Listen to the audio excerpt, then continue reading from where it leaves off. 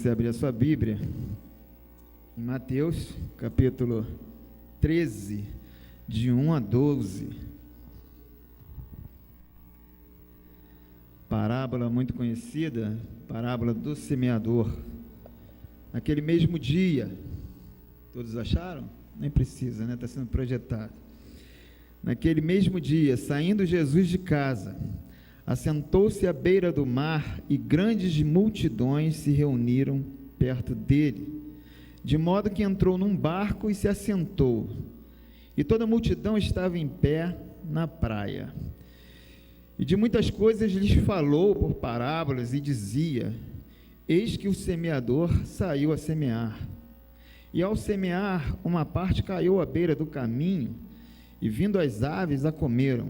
Outra parte caiu em solo rochoso, onde a terra era pouca, e pouco nasceu, visto não ser profunda a terra. Saindo, porém, o sol a queimou, e, porque não tinha raiz, secou-se. Outra caiu entre os espinhos, e os espinhos cresceram e a sufocaram. Outra, enfim, caiu em boa terra e deu fruto a 100, a 60 e a 30 por um. Quem tem ouvidos para ouvir, ouça. Então aproximaram os discípulos e lhe perguntaram: por que lhes falas por parábolas? Ao que respondeu: porque a vós, outros, é dado conhecer os mistérios do reino dos céus, mas aqueles que não lhes é isso concedido, pois ao que tem se lhe dará e terá em abundância, mas ao que não tem, até o que tem lhe será tirado.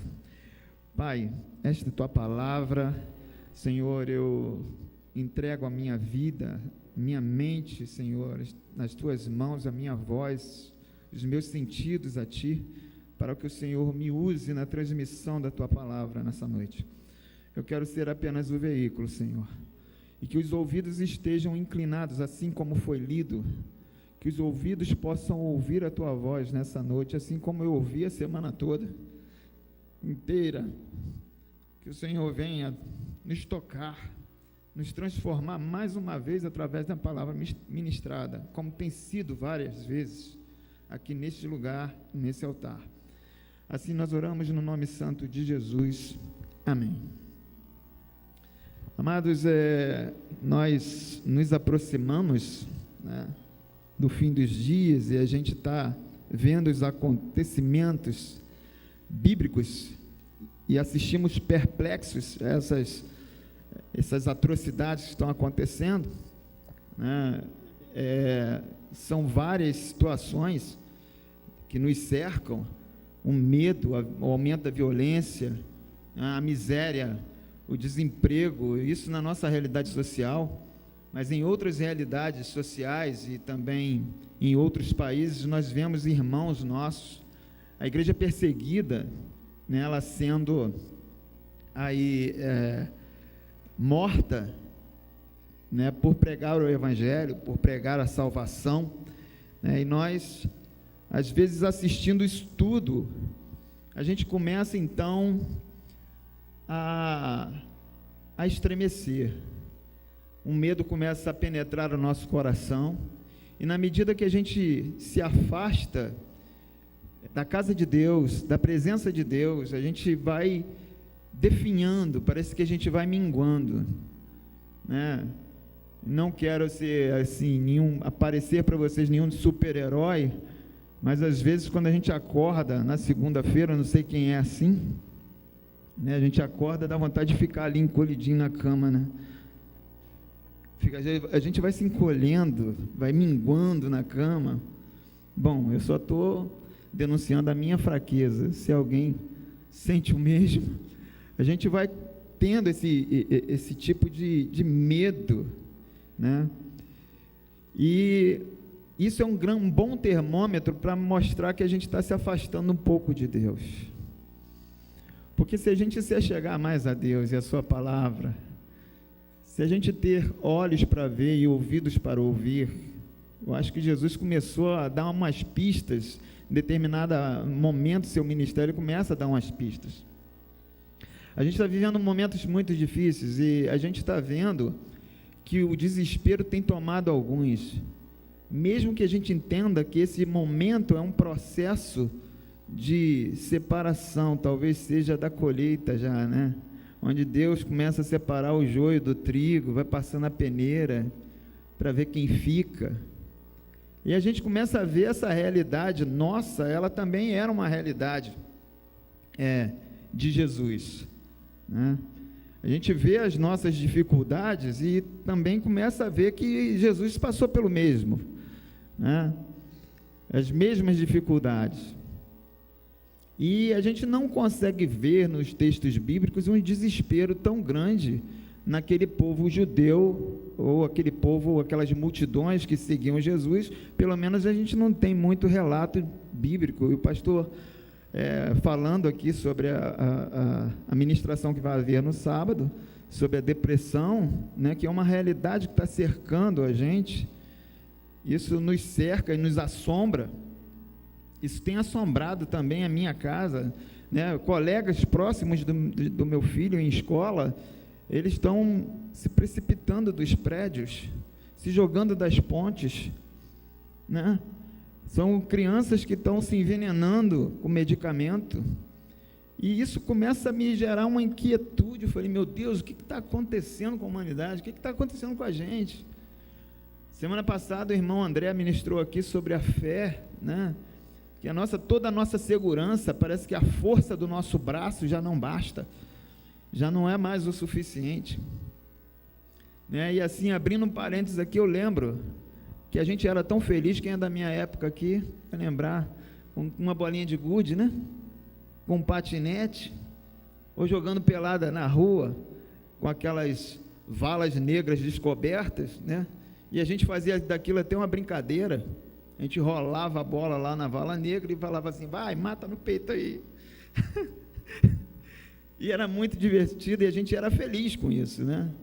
Ninguém se ficava desesperado com o futuro. O que eu vou ser? Será que eu vou me sustentar amanhã?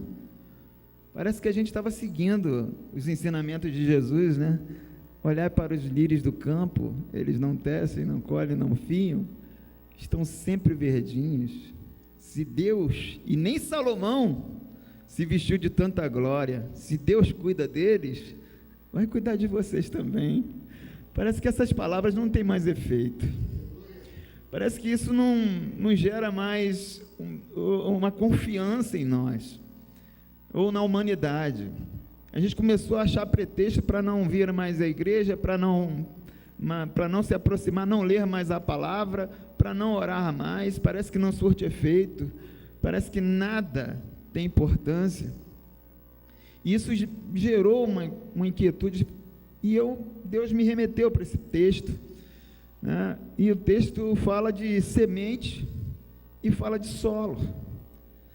Jesus fala que semente é a palavra de Deus e que o solo são os corações, os tipos de corações, né? E aí eu fiquei, meu Deus, quantas vezes, eu fiquei incomodado com isso, meu Deus, quantas vezes o meu coração não é esse primeiro solo, identificado como a semente que caiu no caminho, né? Quantas vezes o meu coração não se transformou nesse solo pedregoso? Quantas vezes o meu coração não se transformou num solo espinhoso?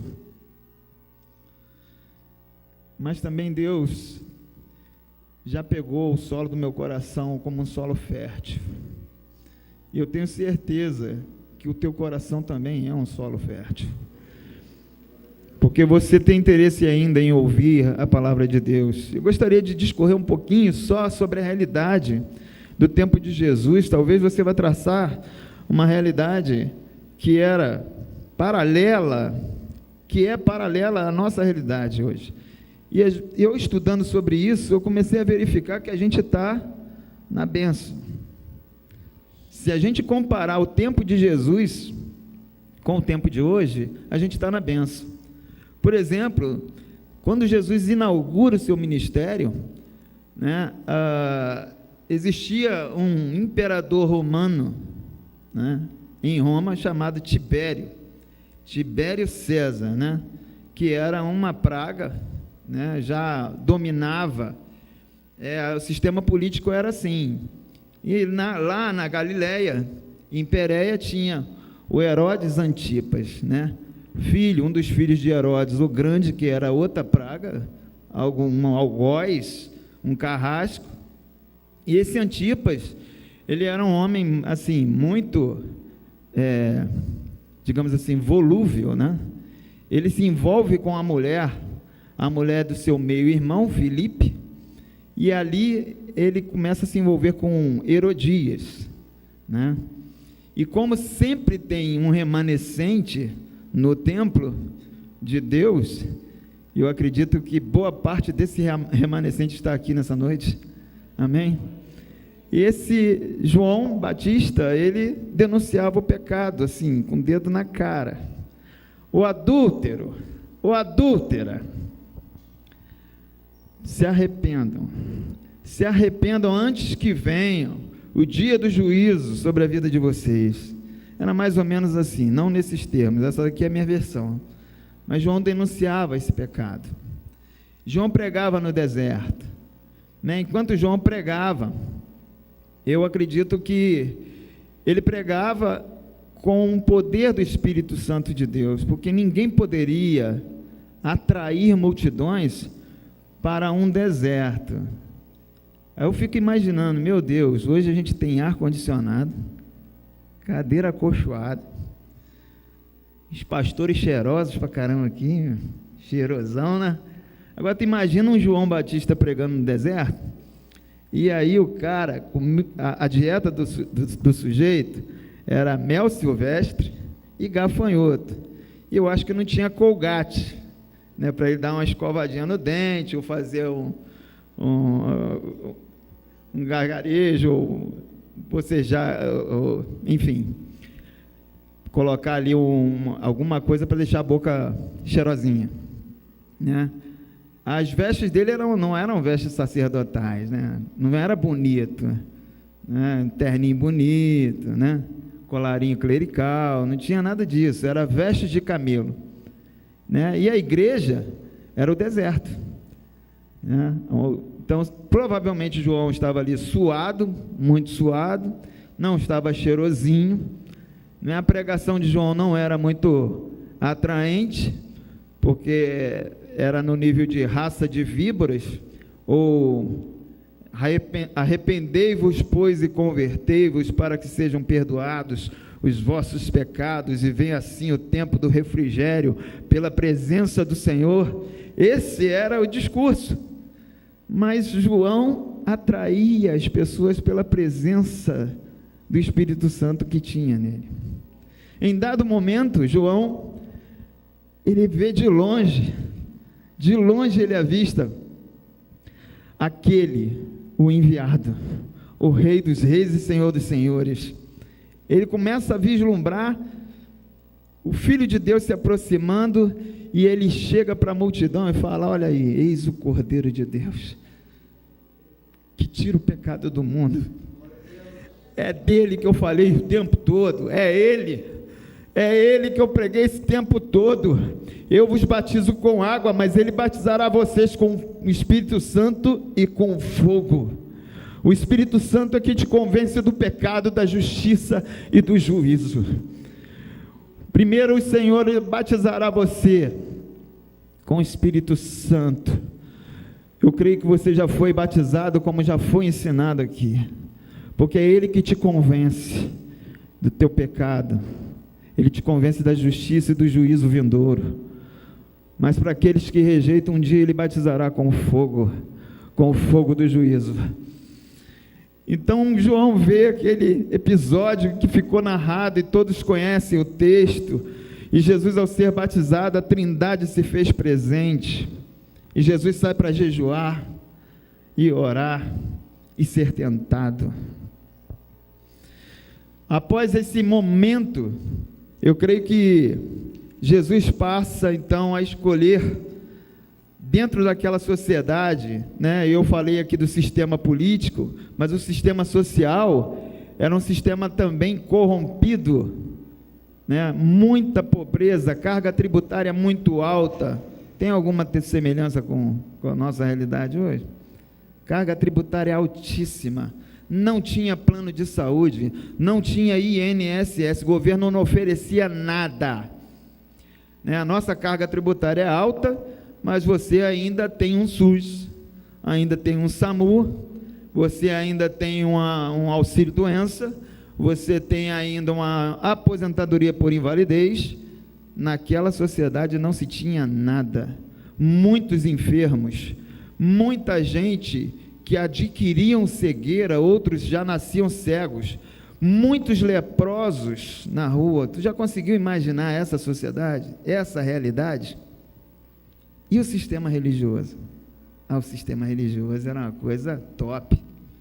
2 grupinhos excelentes, os fariseus, né, os escribas. Eu só vou falar sobre esses 2 grupos, tinham mais, mas os escribas, eles se assentavam na cadeira de Moisés, e ali eles se achavam no direito, não só de interpretar a lei, mas eles acrescentavam muita coisa à lei, eles acresciam.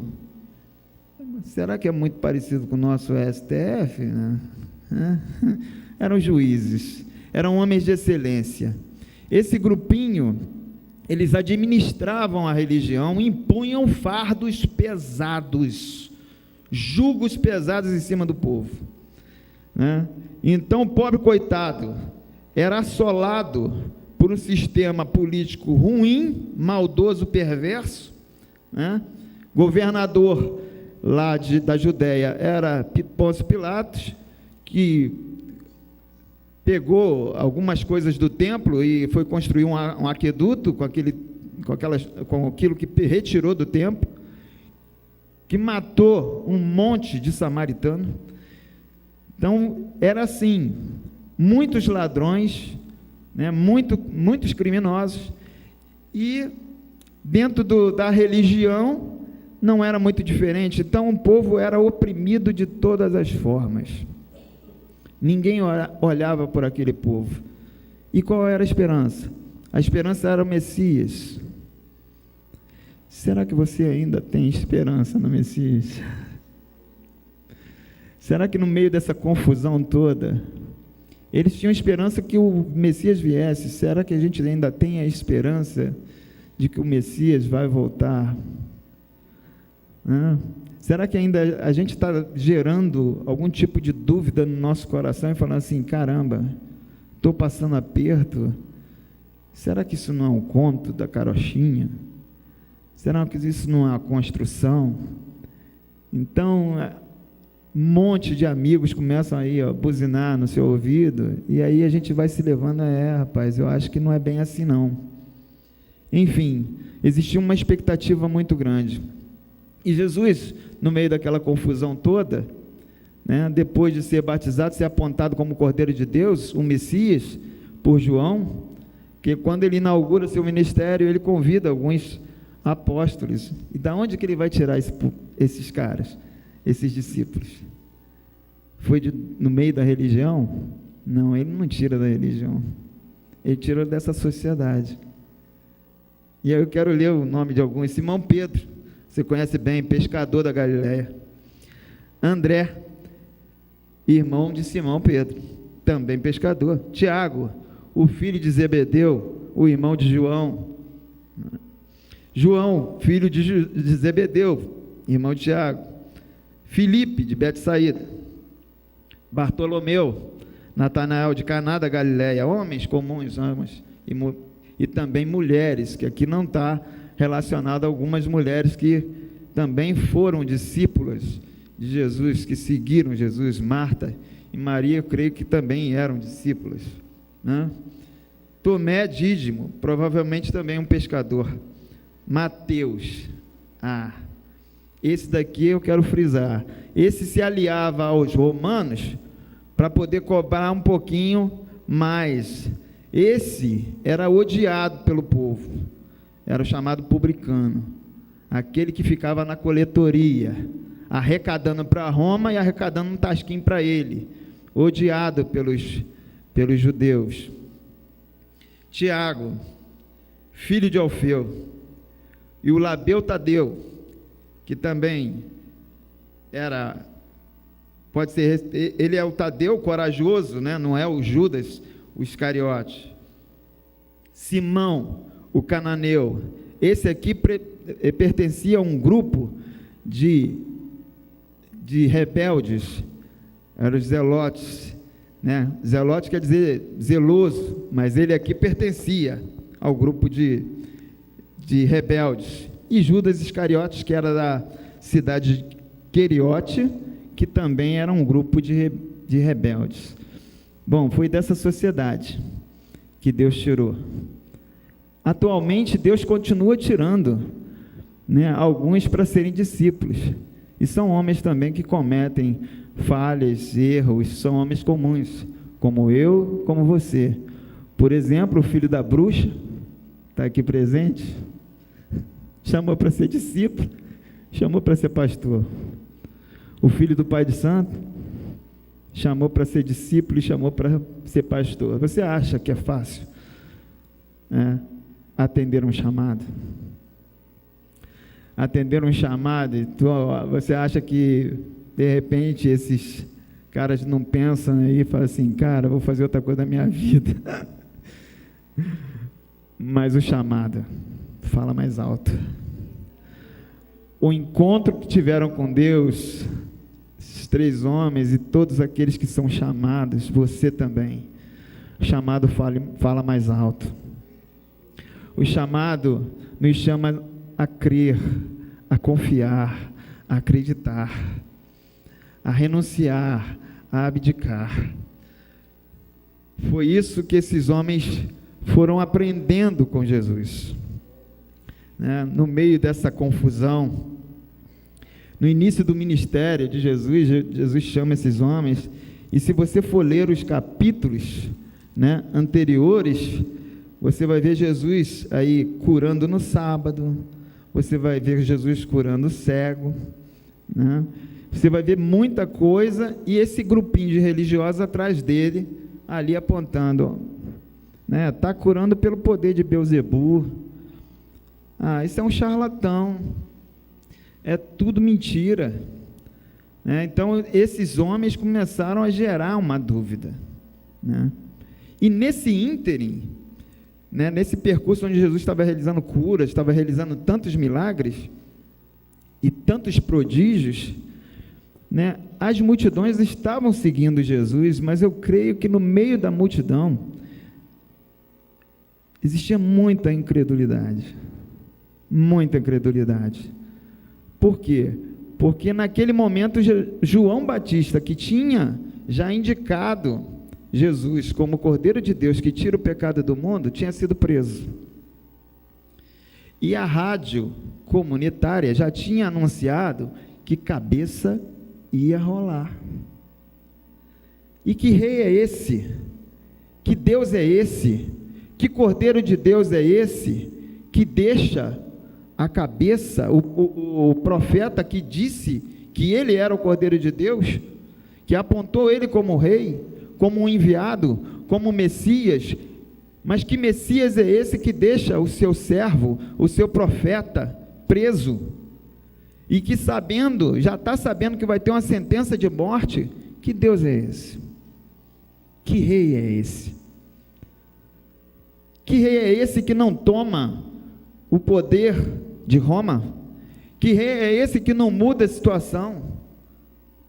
Eles ainda não tinham entendido que o reino de Deus não é desse mundo.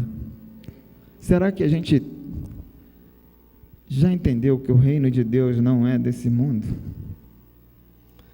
Que muitas coisas que nos acontecem nem sempre tem a mão de Deus manipulando. Às vezes a gente colhe algumas coisas que é uma semeadura que a gente plantou.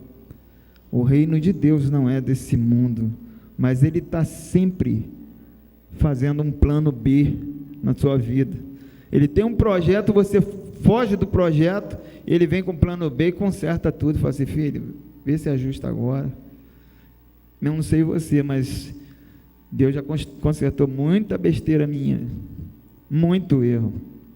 E enquanto a gente estiver aqui na terra, a gente vai ter muito erro, a gente vai cometer erros ainda, mas o Espírito Santo, na medida que a gente se aproxima da direção de Deus, a gente vai tomando as decisões certas, a gente vai acertando nas decisões. E como eu consigo fazer isso? Se eu não tiver uma vida devocional com Deus, se eu não separar um momento com Deus na minha casa, se eu não entregar a minha vida a Deus, os meus pensamentos, as minhas atitudes, pegando o modelo de oração do Pai Nosso, dizendo: Senhor, não me deixe cair em tentação, que o Senhor guie os meus passos, guie os meus caminhos, guie a minha conduta. Se eu não nortear a minha vida pelos valores de Deus, se eu não me aproximar da palavra, à medida que eu vou me aproximando da Bíblia, eu vou lendo um texto que eu já conheço várias vezes, mas eu leio de novo, e leio de novo, daqui a pouco o Espírito Santo vai falando comigo coisas novas. Quem tem ouvidos para ouvir, se aproxima de Deus. Mas quem não tem ouvidos para ouvir, vai dizer: duro é esse discurso, quem pode ouvi-lo? Como muitos fizeram na época de Jesus. Então, no meio do ministério de Jesus, muita gente já tinha dúvida. Então, Jesus começa então a falar por parábolas. A parábola era algo assim muito próximo da vida natural daquele povo, né? Então, quando a gente vê a parábola do semeador, a gente começa a imaginar, né, como o semeador saiu a semear. A gente vai vendo, naquele mesmo dia Jesus senta no barco, e de muitas coisas falou em parábolas, dizendo: eis que o semeador saiu a semear, e ao semear, uma parte caiu à beira do caminho.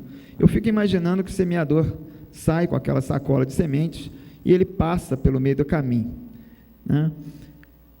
Ao transportar, ele passa por vários ambientes, até chegar à terra boa, ele vai passando por ambientes, mas ali, por alguma razão, algum descuidado, a semente caiu. Essa é a história natural, né? A semente cai no caminho, a semente cai em outro ambiente que é pedregoso, a semente, aí ele atravessa os espinhos, lugar espinhoso, cai a semente ali também, até que chega num solo que foi trabalhado, que foi arado, que foi adubado, e ali ele consegue encontrar o solo perfeito para a semente germinar.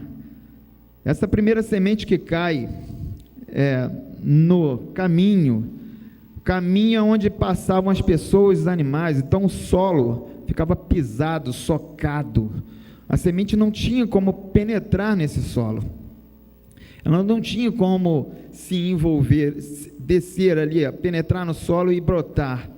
Então ela era facilmente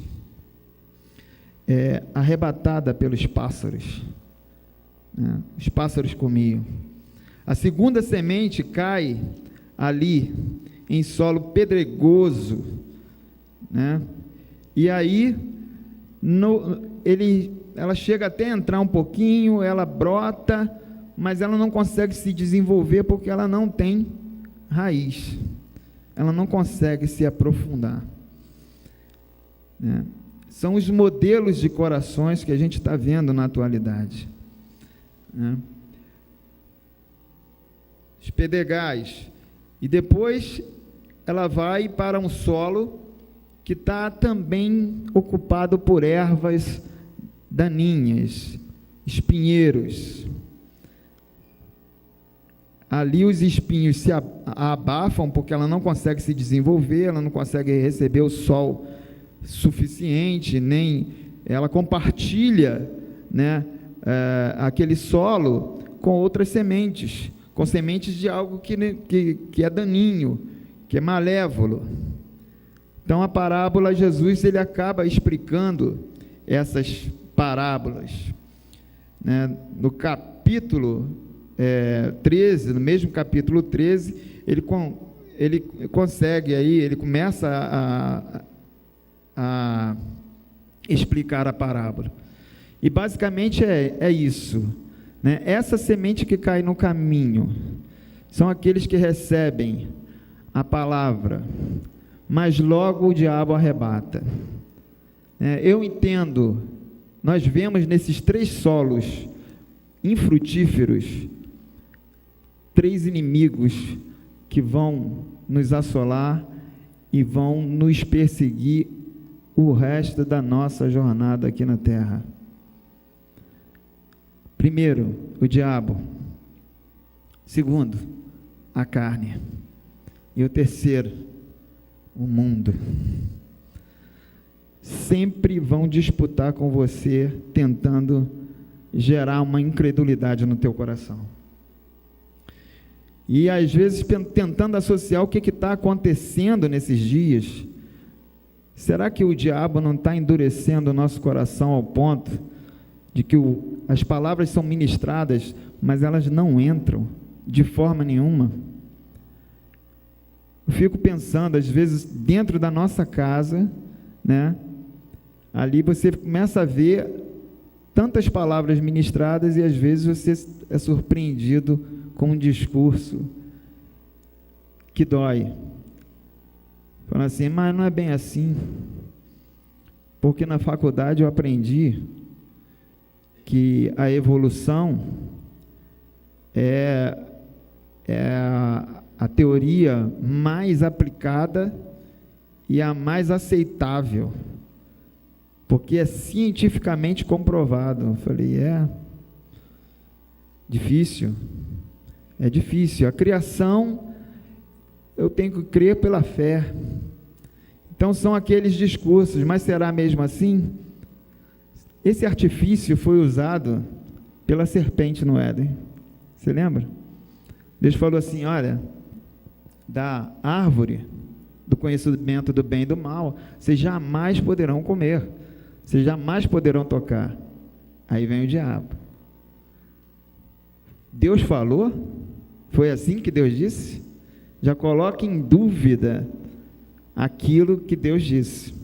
E fala assim, é bem assim, o dia que você comer, você vai conhecer tudo que Deus conhece, você vai saber tudo que Deus sabe, até mais do que Deus. E aí a gente começa a imaginar, porque Satanás, ele não consegue ler mentes, mas eu acho que ele fez alguma especialização em psicologia cognitiva comportamental, né? Deve ser o seguinte, ele lê o comportamento. Eu creio que Eva e Adão ficavam ali, de vez em quando davam uma olhada, que fruto bonito, hein, velho? Vontade de pegar, e a serpente só olhando. Aí, de repente, quando vê lá um ocioso olhando para lá, né? E ele age da mesma forma. Às vezes te pega assim, na ociosidade. Pegou Davi na ociosidade, né? Davi não tinha nada que fazer, tinha uma guerra para batalhar, mas ele chega lá e começa a olhar da varanda, parece que a serpente estava lá de novo, né? Fala assim, ali, mulher bonita, está nua. Meu. Toma aqui o binóculo para ver. Satanás é sempre assim. Ele vai colocando diante de você alguma bandeja, e aí você vai e cai na isca. E quando cai na isca, é só afastamento, só afastamento. Satanás arrebata a semente, cega. E esses aí são aqueles que recebem, mas qualquer discurso, qualquer vento de doutrina, qualquer coisa diferente já tira ele, já demove ele daquele pensamento e ele vai embora. Alvo fácil do diabo. Segunda semente, a carne, faz alusão ao solo que não é profundo por estar em meias rochas. A fina camada acelera o crescimento, contudo ela não pode resistir ao sol escaldante, visto que não tem profundidade. Esses corações aqui são daqueles que se alegram no primeiro momento que se deparam com a palavra. E às vezes recebem uma bênção de Deus, ficam todos alegres, né? Glória a Deus! Eu lembro aqui, né, fazendo uma alusão ao tempo que a gente passa, porque a gente passa vários episódios assim da história da igreja, né? E no momento em que o país estava prosperando, né, estava todo mundo conseguindo linha de crédito, a roda aí, né? O que a gente fazia? Para a direita, para a esquerda, minha frente, para trás, por todo lado, e né? Eu também já saltei muito, e eu glorifico muito a Deus, porque eu continuo sendo abençoado por todo lado. Mas parece que as pessoas se esquecem disso, né? Às vezes Deus promove uns milagres e a gente se esquece desses milagres, né? Esquece de tudo, é só acontecer alguma coisinha ruim, acabou o crente, né? Esse daqui é o crente que tem um coração como um pedregoso, né?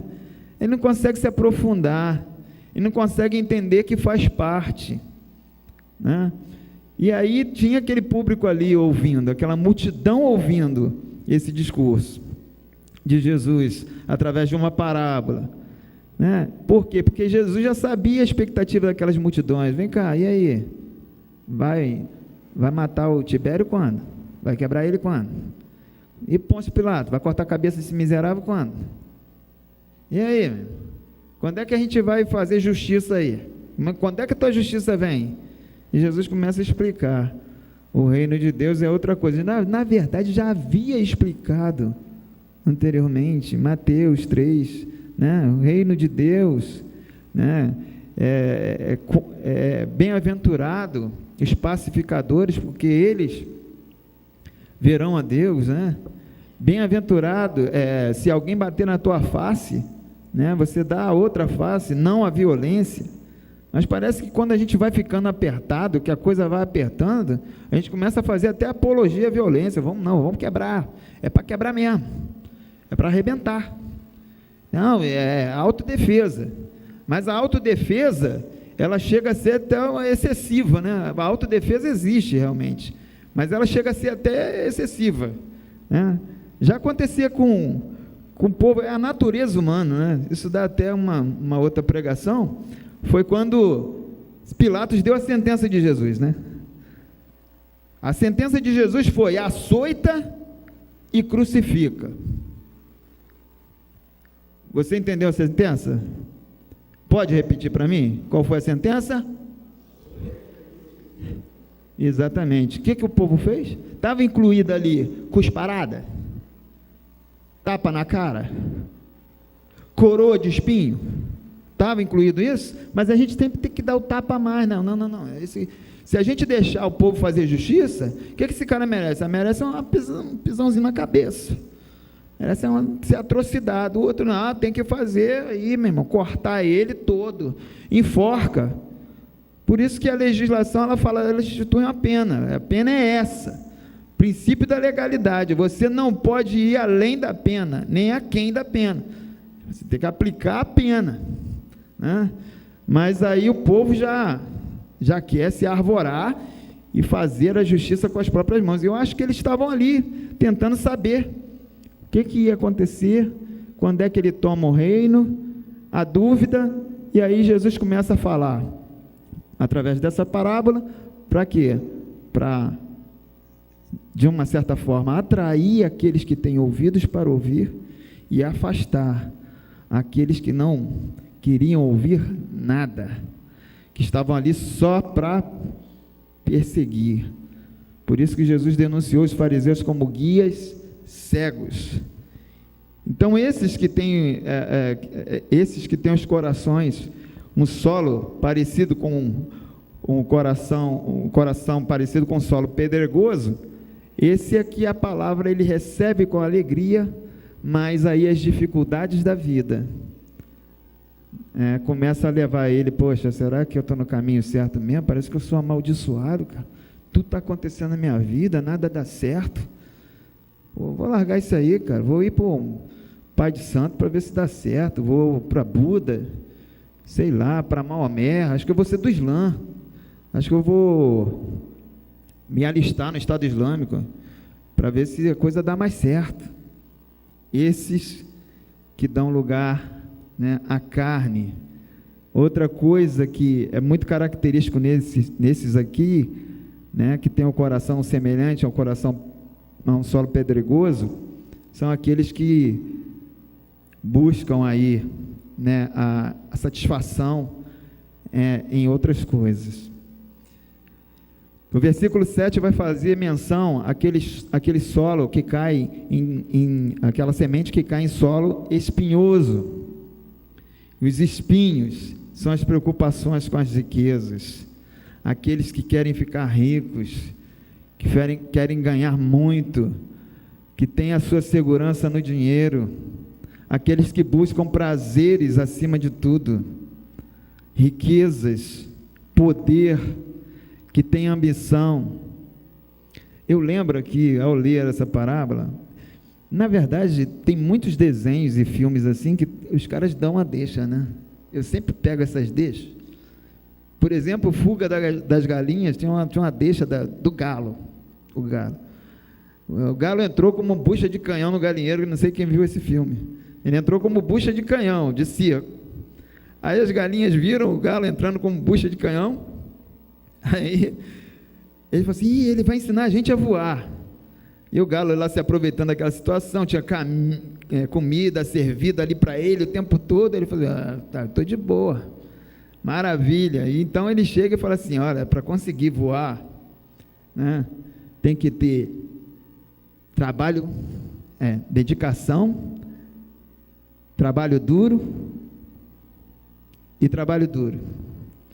Aí eu falei: mas você disse trabalho duro 2 vezes. É porque tem que ter trabalho duro 2 vezes, né? Então, se você quer ganhar dinheiro, ou que você quiser qualquer coisa, você vai ter que estudar muito, né? E aí passaram essa falsa ideia de que a gente vai orar, o céu vai se abrir, o dinheiro vai cair. Não, tem que estudar, se dedicar bastante. E aí o que você está plantando, um dia você vai colher, com certeza vai colher. Porque isso é uma lei universal. E nesse versículo específico, eu lembro do tio Ben do Homem-Aranha, né? Com grandes poderes, o Peter, com grandes poderes vem grandes responsabilidades. Então, ter muito dinheiro, sabe o que vai acontecer com você? Você não vai nem dormir. É tanta preocupação em perder, em você perder as suas riquezas, perder o seu dinheiro, perder aquilo que você conquistou. É tanta preocupação em você ser sequestrado, né? Pô, será que eu vou ser aí, vou ter um sequestro relâmpago com tua família, com teus filhos? Cada vez mais você vai ficar alucinado com aquilo, inquieto com aquilo. Eu te pergunto, você tem como servir a Deus com um coração puro? Quando você está cheio, lotado de preocupação, e daqui a pouco os fins justificam os meios, você vai dando uma voltinha nenhum, né? A situação financeira vai ficando difícil. É logicamente que isso não acontece só com os ricos, ou quem é abastado, mas acontece com os pobres também, com o pobre também, que não tem muitos princípios e valores. Aí começa a falar assim: não vou pagar, vou deixar aquilo ali, né, de lado. Então vai acontecendo assim, você vai sendo sugado, vai sendo envolvido com as coisas do mundo, e aí os espinhos vão crescendo, vão abafando, e daqui a pouco a sua fé vai minguando de uma vez por todas, e terminando com a sua fé, levando você à morte espiritual, porque no seu coração você está compartilhando esse solo do teu coração com outras sementes. Não é só a semente de Deus que está aí, você tem outras, que vai abafando, vai gerando algo na sua vida, que vai te destruindo, destrói a mim e destrói a você.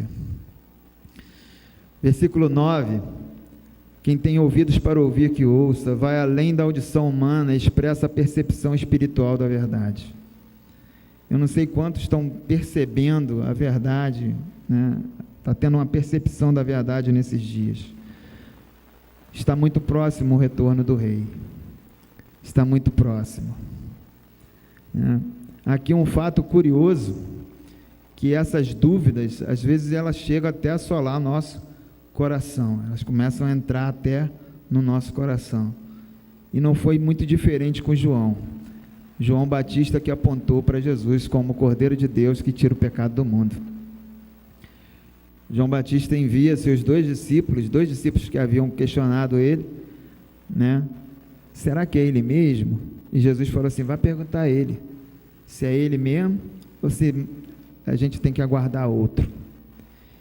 Eu não acredito que o João tinha dúvida, mas é para elucidar as dúvidas de seus discípulos.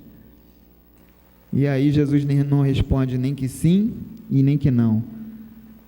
Ele dá a seguinte resposta: olha, avisa lá a João que os cegos estão vendo, os paralíticos estão ouvindo, estão andando, os surdos estão ouvindo. Porque João sabia e conhecia a palavra e a profecia de Isaías, que ele seria esse que daria visão aos cegos, que faria o surdo ouvir, o paralítico andar.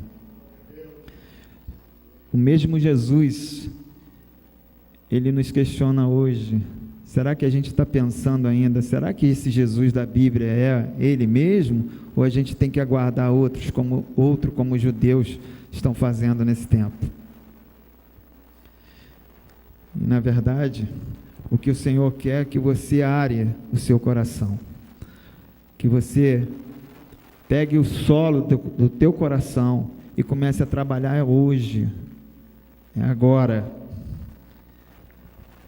que as angústias da vida, que as aflições, que as riquezas desse mundo não torne aí o teu coração duro, a ponto da palavra não entrar, que não torne o teu coração pedregoso, em que a palavra fique superficial.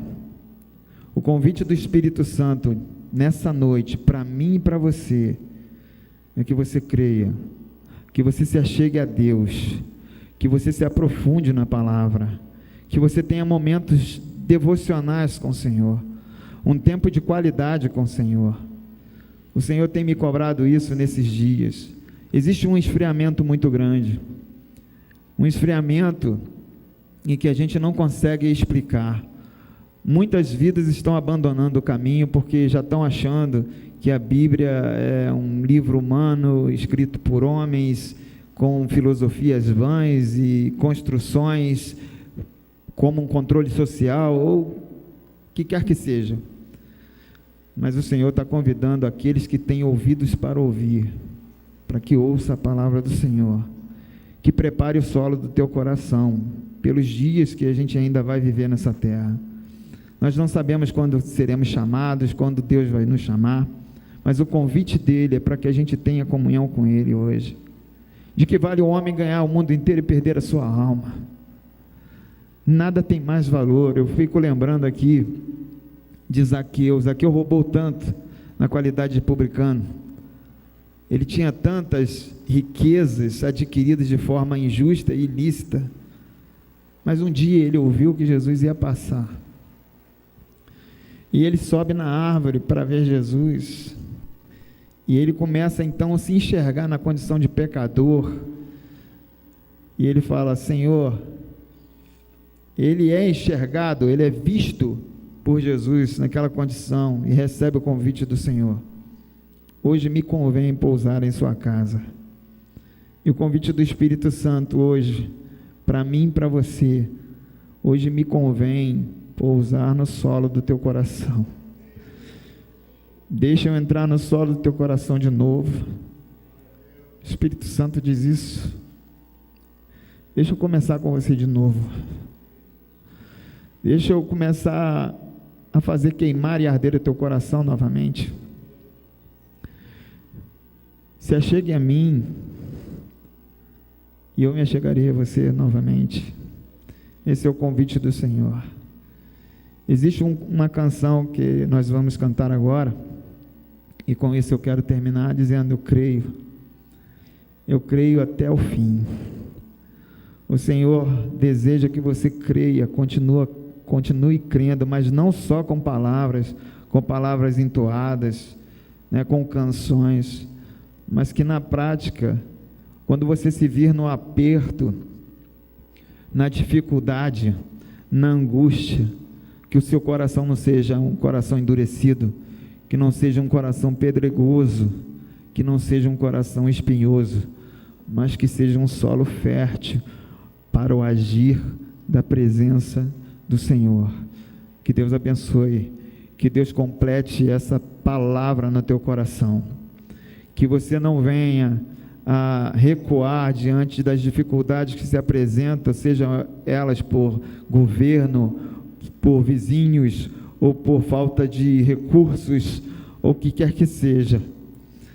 Que você sinta a presença de Deus, busque a presença de Deus nesses momentos de dificuldade.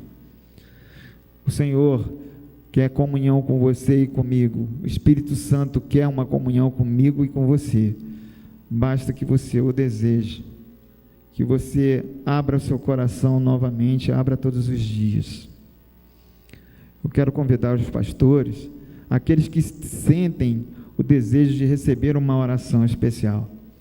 E aí não é para ter vergonha, né? Todos nós temos dificuldades.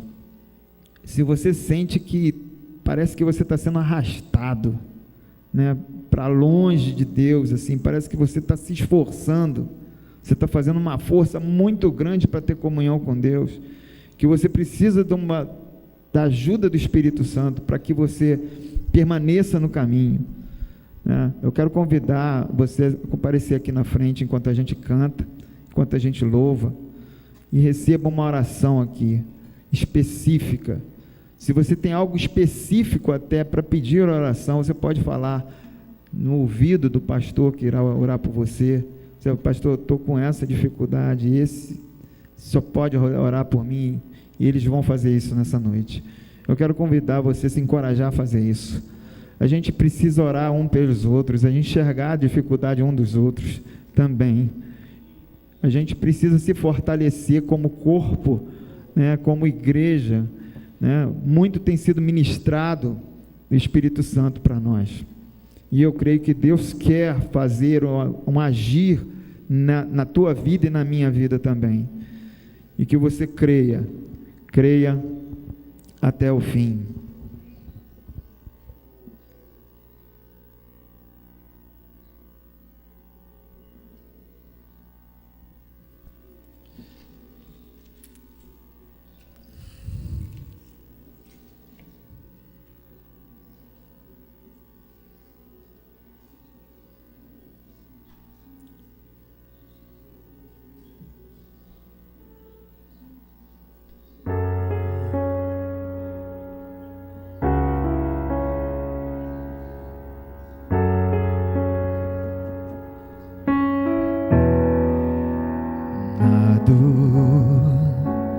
Na aflição,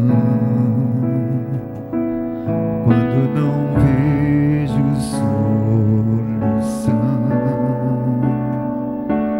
digo a mim mesmo: minha alma espera em Deus.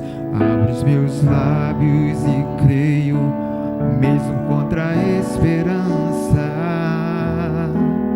Creio em um Deus para quem tudo é possível. Creio em um Deus que tudo pode mudar. Creio em um Deus que fez os céus, a terra e o mar. Todo poderoso, mas é fiel para se importar. Se importa comigo, se importa comigo.